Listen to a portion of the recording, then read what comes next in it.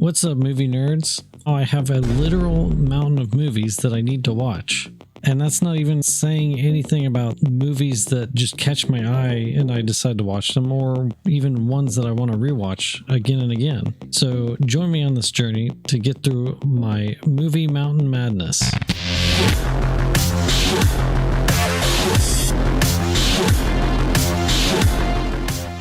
So I just watched Ocean's 11 for the first time, and I've got to say, Steven Soderbergh. I owe you an apology. I wasn't really familiar with your game. Obviously, I've heard of him and his work. He's very prolific, but I didn't know he did the best heist movie. All I'm saying is I'm impressed.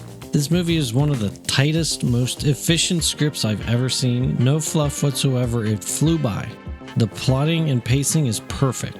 Sure, each of the characters are just mostly typical archetypes, but we didn't really need to see more of them as characters because the whole point of the rest of the team was that they were brought in specifically to do a certain thing, so it still works. With a little help from some old friends. And the casting and acting was amazing too.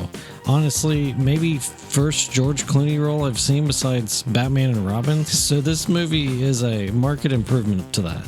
Post Fight Club Brad Pitt, is this the golden age for him? I'm gonna assume this is what got Matt Damon the Bourne role. Bernie Mac, rest in peace. Young Casey Affleck. Andy Garcia is a fantastic villain, and I gotta mention Julia Roberts, of course. I can't believe they made Don Cheadle do that accent. That poxy demo crew haven't used the coaxial to back the main line, have they? They've only nosed up the mainframe couplet, nosed it right up! I also think this had a perfect twist. It doesn't have to be like a crazy out of nowhere, my mind is blown, to be a great twist. In fact, the best twist for me is one that you figure out as it's happening, and this is definitely one of those, especially if you recognize voices very well. If I had to complain about one thing, it'd be the soundtrack. I don't know why, but it was kind of just forgettable except for one specific part which stuck out a lot.